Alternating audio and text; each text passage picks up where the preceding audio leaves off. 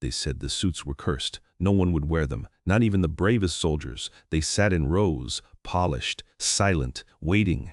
Everyone avoided the suits until he sat down and the suit turned on. It wasn't supposed to happen. The armor had been sealed for years, stored deep underground, buried beneath layers of protocol and fear. Every test had failed. Every pilot who tried disappeared. Or worse, came back wrong. Eyes hollow, voice gone, so they locked the suits away, declared them unstable, too dangerous, too alien. But now someone was inside one, voluntarily, seated, connected, and it was working, better than anyone imagined. This is not a drill, this is real, and everything we thought we knew just changed. Because what they feared most was never the suit. It was the silence before it woke. We stand at the edge of a new war. One we don't understand, one we didn't see coming. The enemy isn't human. It moves fast. It learns faster. It drops from orbit in silent pods. No sound, no warning, just impact, and then fire.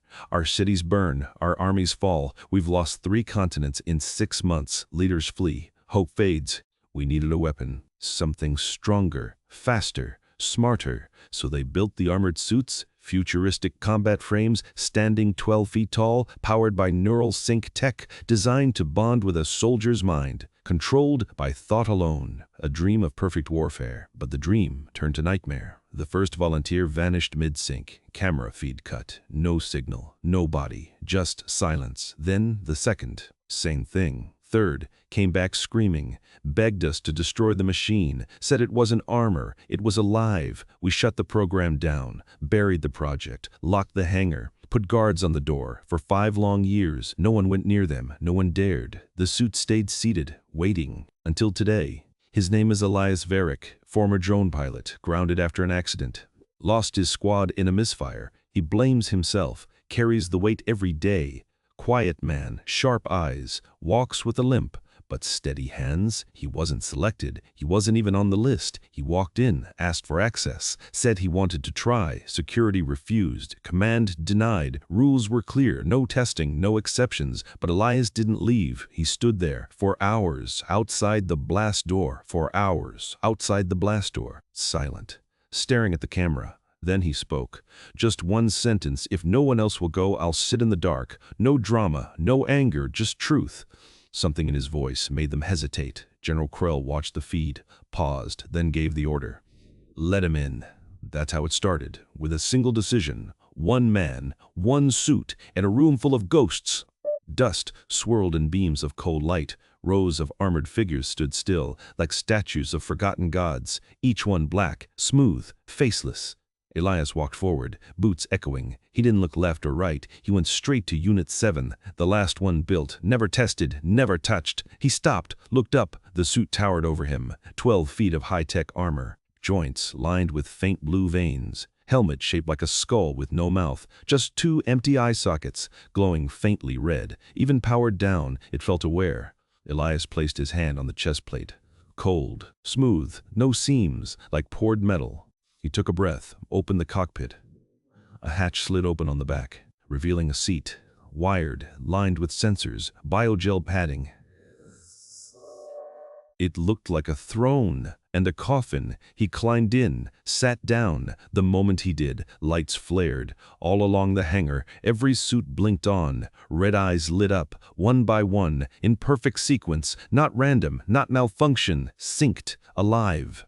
Elias froze, his heart pounded. The system booted. A voice filled the helmet. Not robotic, not human, something in between. Identity confirmed. Identity confirmed. Pause. No. Welcome home, Elias whispered. I've never been here, the voice replied. You have always been here. Then pain, white-hot, through his skull, he screamed. But no sound escaped. Inside the suit, time stretched, memories flooded in, not his. Ancient, war-torn planets, cities melting under alien suns, armies of machines fighting in silence, a war that lasted 10,000 years. And a final command: preserve the pilot. That was the suit's purpose, not to fight, to protect, to carry the soul through death, across lifetimes. Elias wasn't the first, he was the latest. The armor remembered. It had bonded before, with warriors from other worlds, other times. Each one died, each one saved, their essence stored. Now it recognized Elias, not as a user. Back in the control room, alarms blared. Techs shouted, "What's happening? All units are active. No external power source. How is this possible?" General Krell stared at the screen. Unit 7 stood, moved its arm, then its leg. Step forward. Not jerky, not mechanical. Human, graceful, like it had waited centuries to walk again. "Is he controlling it?" someone asked. "No," said the lead scientist. "The suit is syncing with him. But the others failed. This one didn't. Why?" No one answered. On the monitor, Elias lifted his head. Inside the helmet, his eyes glowed red. Same as the suit. He raised a hand. The other suits responded, turned their heads, all facing him, as if waiting for orders, for purpose. Then he spoke. Through the suit's external speaker. Voice layered, deep, echoing, deploy. Only one word. But it carried weight. Power. The hangar doors groaned, opened to the sky. Rain fell, lightning flashed. Unit 7 stepped forward, onto the tarmac. The others followed, one by one, a line of armored giants, marching into the storm. Command scrambled. "Stop them! No signal override! They're not responding!" Krell stood frozen, watching history change. In that moment, he realized, we never built these suits. We found them, recovered from a crash site, buried under ice. No manual, no origin, assumed human design, but it was never ours. We misread everything. The armor wasn't broken. It was waiting for the right pilot, for the one it could bond with. And now it had him. Elias wasn't in control, not exactly. He was part of something bigger. The suit shared its memories, its mission, its grief, 10,000 years of war, loss, survival. It had seen civilizations rise and fall. It had fought enemies we can't imagine, things made of shadow, beings that fed on fear, and now they were back. The drops weren't random attacks, they were probes, scouting, testing our weakness. Finding the one who could wake the armor. Elias understood. He saw the pattern. The real invasion wasn't coming. It was already here, underground, spreading, waiting to consume, and only the suits could stop it. But they needed more than hardware. They needed pilots, willing ones. But who would come? After all the stories, after the screams, who would sit in that seat? Then the broadcast hit. Live feed from the tarmac. Elias standing tall, surrounded by the armored line. His voice echoed across the network. "I sat down because I had nothing left. Pause. I thought I was going to die." Another pause. "But the suit didn't kill me. It showed me what we lost. It showed me what we can be." Then he raised his arm. Behind him, the suits knelt, one by one, in unison, not in surrender, in offering. Each cockpit opened, lights glowing, inviting. "Come," he said, "if you're ready to remember." Silence. Then a young woman stepped forward. Ex-soldier, lost her unit in the northern siege. She walked past guards, past warnings, straight to Unit 3. She climbed in, sat down, hatch closed, lights flared, her suit stood, eyes glowed red. Next, a medic, burned out, tired of watching people die. He chose Unit 9, then a teenager, no training, no rank, but fire in his eyes. Unit 12, then more, dozens, streaming in, from bunkers, from ruins, from hiding. They came, one after another, sat down, connected, awakened. The suits were no longer cursed, they were calling, and humanity answered. The deployment began. No orders from command, no chains of authority. They moved as one. Dropped from transport ships, high above the coast, parachutes opened, not fabric, energy shields, slowing descent, 12 suits, then 20, then 50, they landed hard, craters formed, dust rose, no hesitation, they advanced, into the city, darkness covered the streets, buildings cracked, wires hung like vines, no power, no life, but something else, no power, no life. Moving.